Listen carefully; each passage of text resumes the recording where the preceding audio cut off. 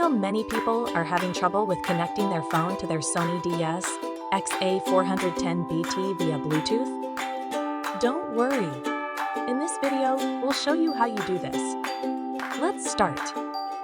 Step 1. Activate phone's NFC. First, activate the NFC function on your smartphone. You can do this in your phone settings. Step 2. Sync phone and radio. Then, sync your phone with the radio by touching the N mark part of your device and radio together. Step 3. Verify Bluetooth icon.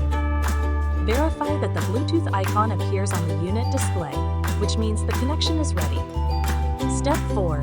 Select DSX model. Select DSX-XXXX or similar, your model name displayed on your Bluetooth device.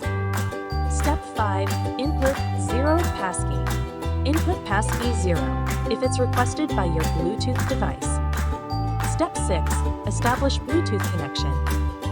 Finally, select the Sony DSX-A410BT on your device to establish the Bluetooth connection, and you're done.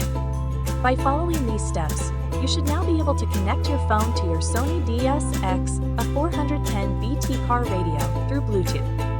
Still need help? Visit our website for the complete manual.